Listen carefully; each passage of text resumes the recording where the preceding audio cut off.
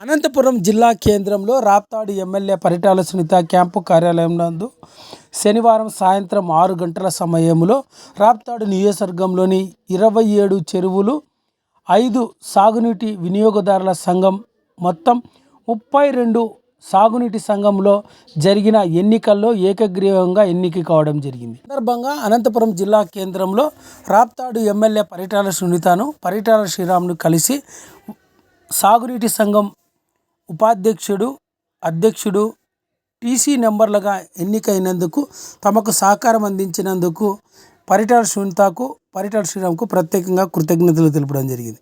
ఈ సందర్భంగా రాప్తాడు ఎమ్మెల్యే పరిటాల సునీత, పరిటాల శ్రీరామ్ తదితరులు మీడియాతో మాట్లాడుతూ రాప్తాడు నియోజకవర్గంలో 27 చెరువులు, 5 సాగునీటి వినియోగదారుల సంఘం మొత్తం 32 సాగునీటి సంఘం ఎన్నికలు జరగడం జరిగిందని, ఈ ఎన్నికల్లో ఏకగ్రీవంగా అధ్యక్షుడు, ఉపాధ్యక్షుడు సి నంబర్లుగా ఎన్నికైన వారంతా కూడా రాప్తాడు నియోజకవర్గంలో అన్ని చెరువులకు సాగునీరు అందించాలనే లక్ష్యంతోనే పనిచేయాలన్నారు.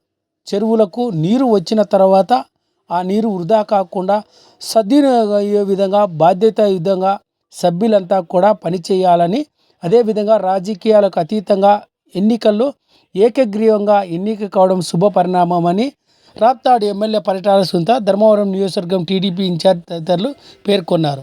కార్యక్రమంలో రాప్తాడు నియోజకవర్గంలోని 32 సాగునీటి సంఘంలో నూతనంగా ఎంపికైన అధ్యక్షుడు, ఉపాధ్యక్షుడు, టీసీ నంబర్లంతా కూడా పాల్గొన్నారు.